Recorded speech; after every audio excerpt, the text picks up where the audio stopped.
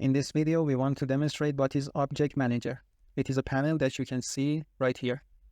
You can close it like other panels and reopen it from window here, window Object Manager. Then you can drag this and place it whenever you want. I release the mouse here. When you add object in the scene, they will be added also in the Object Manager. So I can add object and see them all right here. So what's the purpose of the Object Manager? Mostly it is for organizing stuff. For example, you can rename the objects here. I call this, for example, human. By double clicking on the name, you can rename them.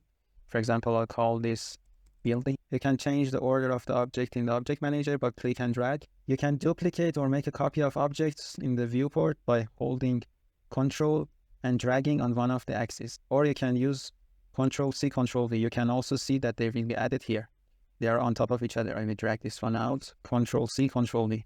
Or hold Control and drag. You can also do the same in the Object Manager. Selecting human, Ctrl+C, Ctrl+V, Ctrl+V, Ctrl+V. They are adding on top of each other. Let's delete some of these. You can also use Control and drag to make a copy of an object in the Object Manager. They are added on top of each other. Click. It is much easier to select objects from the Object Manager. You can click on their name, or you can hold Control to select multiple objects and move them with each other. You can also use Shift key to select all objects in between two objects. I click this, Shift, click this. You can also hide the objects from Object Manager. For example, select this human, hold Alt and click on these two dots over here. 1, 2. Each time you click, the color of these dots changes. Gray means default, green means forcefully show them in the viewport, and red means disappearing them or hiding them from the viewport. But why there are two dots? One is for viewport and one is for render. When you hold Alt and click, both changes at the same time. But when you just click on one of them, you can specifically select to be seen or hide in the viewport or final render. You can also change the visibility of an object from the attribute panel. Click on one of object, come to Basic tab, and you have two options here, viewport visibility and render visibility. I can make the viewport visibility off. As you can see, the first dot here changes to red, and also render off or leave it at default. But I mostly hold Alt and change them both in the viewport and the render at the same time. You can also do this for other objects too. Another feature is that you can make the object parent and child of each other. Let's clean the scene a little bit. For example, think as if we are making a tree. Hold Control to make a duplicate of the object. Think as if this is a tree. So you can move this tree by selecting all of its parts and moving it in each direction you want. But it is not so efficient to do that this way. Maybe you select some parts and forget to select others. How to make it so that we select something like this cylinder and move the whole tree together? For this, you need to make the other part children of this cylinder. I select all these cones, drag them under the cylinder.